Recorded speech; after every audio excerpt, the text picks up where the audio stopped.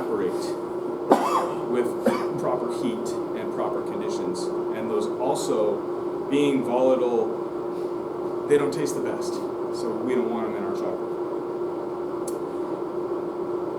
Tempering is probably the most relevant to what we've talked about today because it involves organizing the crystals of the cocoa butter. So cocoa butter, like we learned, they're triisoglycerol, triglycerides, and they are polymorphic. Does anybody know what polymorphic means? We will talk next Monday. Okay. Polymorphic. So yeah, polymorphic essentially means they can take on many forms.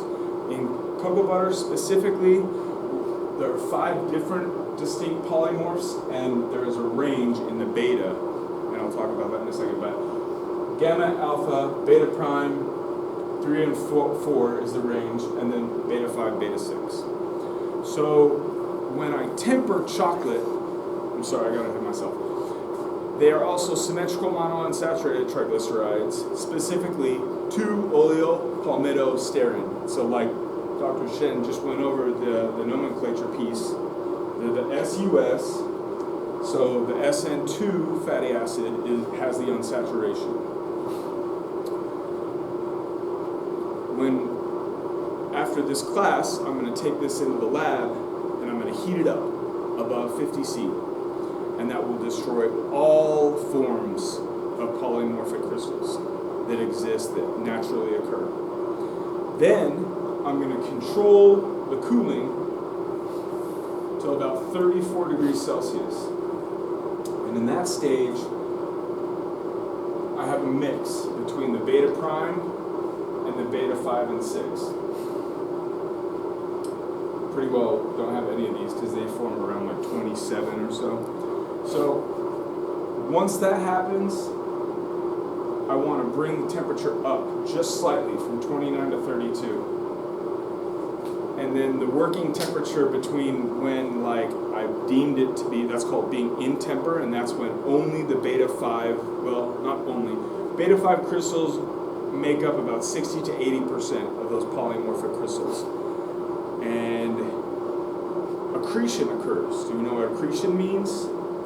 So accretion is like when you get a Coke at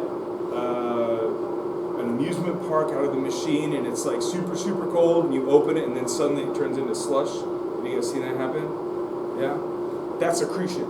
Those crystals, the ice crystals, started in the bottom and they accrete up through the system until the whole system is now slush.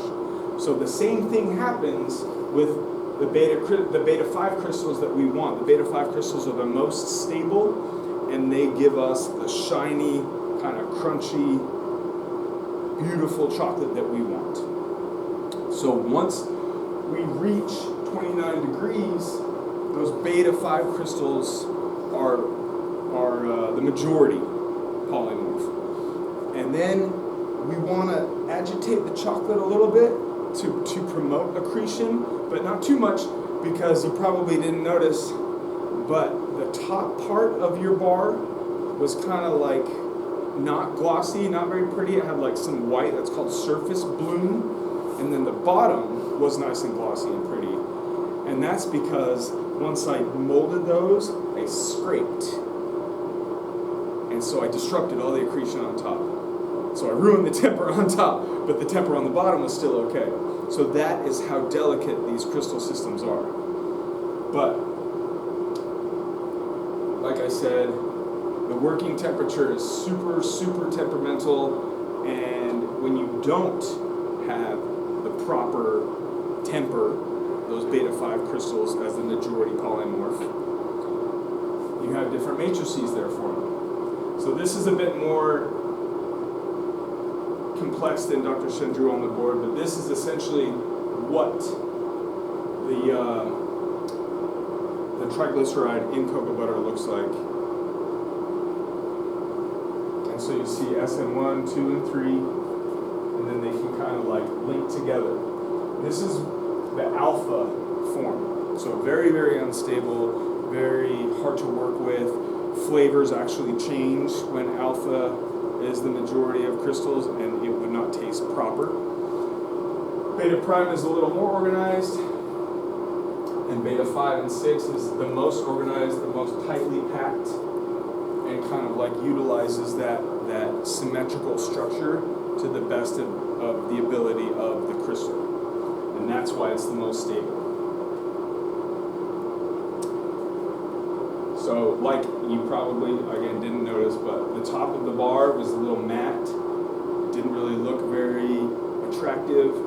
Had we left those for like a week, these polymorphs want to be stable, and so they will change over time. And I have a couple papers that quantify, and they'll say like even after 7 to 10 days, polymorphs will still really strive and change to get to be that beta 5 polymorph, beta 5 to beta 6. And that's called bloom. So when those crystals pack from like the alpha form to the beta form, they push other molecules out. They push the sugar molecules out. And that's what these white bands are. Those white bands have come to the surface, and we know that sugar is a hygroscopic molecule, so it absorbs moisture from the air. And that white is actually an emulsion of moisture from the air, sugar, and then some fat remaining from the cocoa butter, and it looks terrible. What would you do if you open a Hershey's bar and that's what you got? You'd be pretty upset. Probably take it back. So we don't want that. We want this.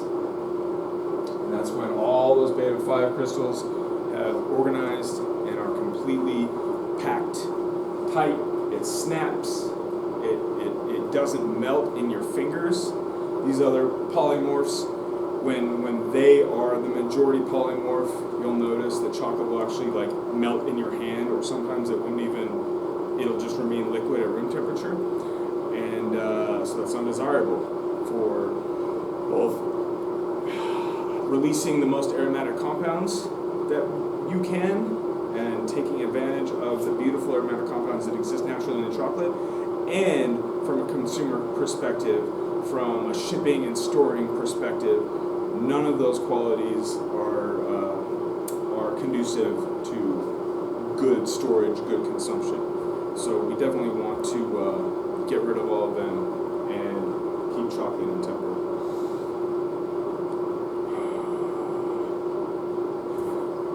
A little thing that I skipped in my slides, but I wanted to go over, we know about polyphenols in chocolate. We hear about polyphenols all the time. Polyphenols reduce free radicals. They are amazing for antioxidants. That's the antioxidant quality, is reducing free radicals. And as far as like health concerns or health benefits, they reduce inflammation. They help you from getting sick. They help a lot of processes. And it's funny, chocolate is very frequently sold as having all kinds of polyphenols, and it does, but the refining process destroys a lot of them. It's the cacao bean with the pulp, the white around it, that is the best form of the most polyphenols.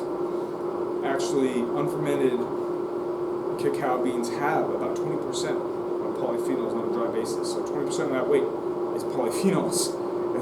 That's a staggering amount.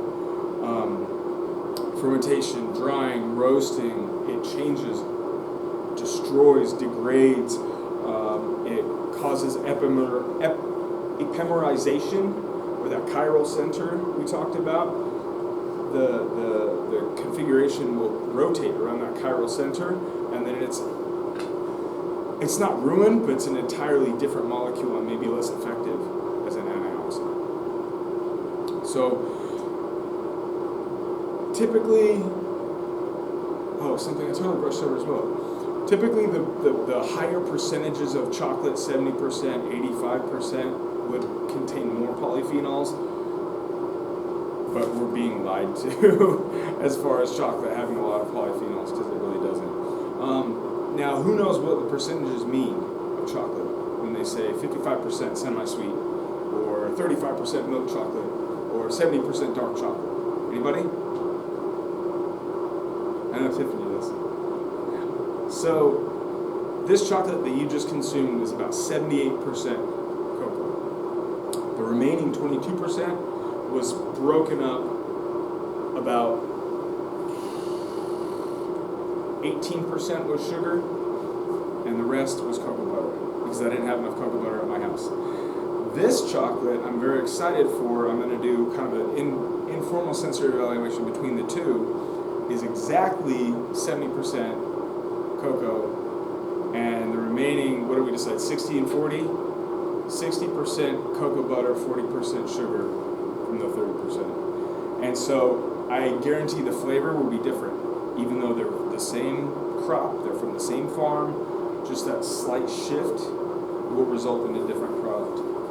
So that's just something to keep in mind when you purchase chocolate. When you get milk chocolate, there's really not a whole lot of chocolate cocoa in them. The health benefits come from the 70% and above of the polyphenols.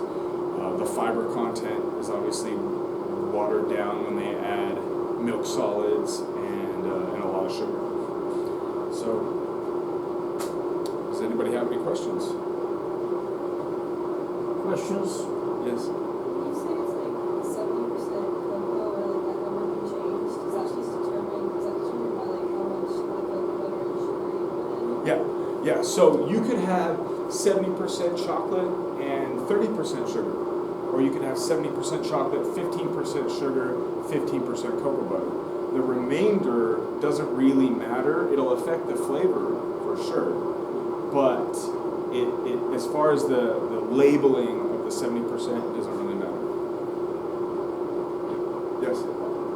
Why did you say that manufacturers are lying about the polyphenols in the chocolate? So, because it's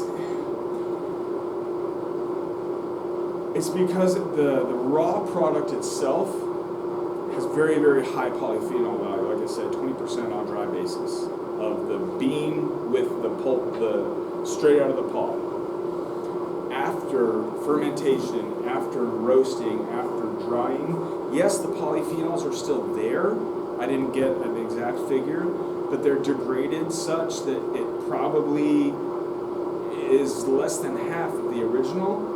So yes, you could still call it a polyphenol-rich food, but then once you add more sugar or the milk chocolate or create a different product from the initial unfermented raw cacao bean, you've lost most of the polyphenols from the original bean. Does that make sense? So you're saying that through the processing, when they're processing that, it's mentioned polyphenols. Yeah. But if you were to get, like, Aldi has an 85% chocolate, then if I can't make my own, like, I'll buy it and I really like it. That's probably pretty good. It has pretty high polyphenols. But would I choose, if I'm strictly looking for polyphenols, would I choose that over a blueberry? No, because blueberries obviously have more, and there's no processing involved with degrading them with blueberries. Anybody else? How does the texture change if you don't have cocoa butter? So it really doesn't change that much. You can go back.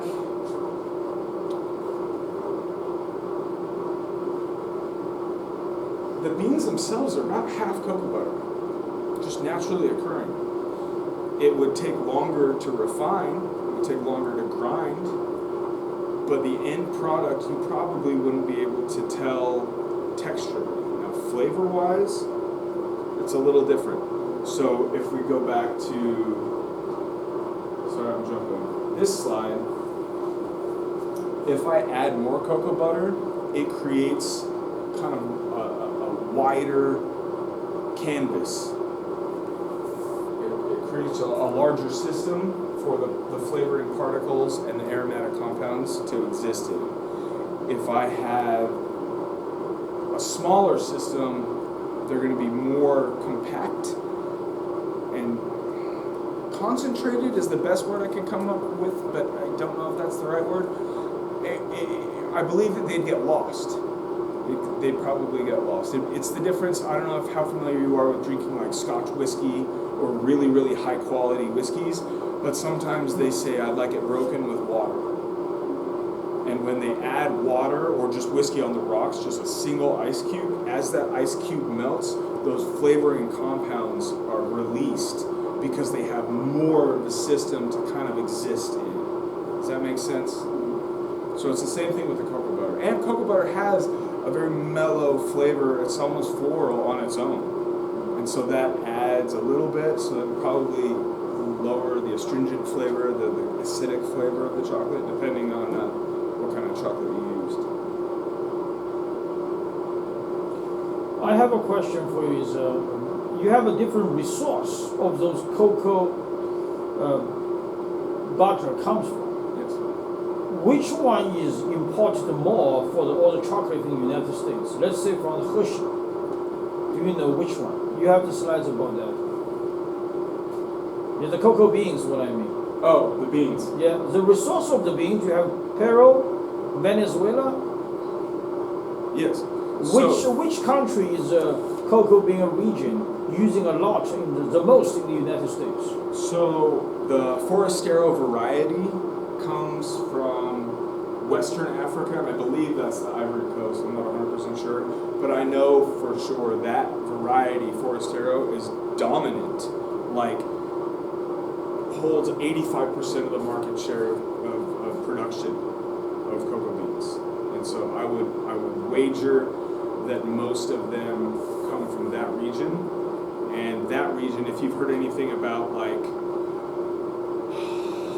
mistreatment of chocolate, of cacao farmers, or similar to coffee decades ago, where the farmers were getting paid pennies, and then rich Americans or Europeans were bringing it back to their country and charging $20 a pound. Exact same thing happened in this region in Africa, and is currently happening. And that's why, if any of you are reading the news, like cacao and cocoa prices are they're like skyrocketing right now. These beans are $10 a pound, when like 4 years ago you could probably get them for $6.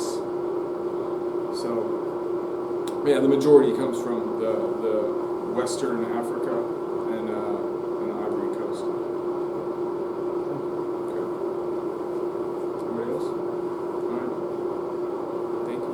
Okay, thank you very much. You did a good job.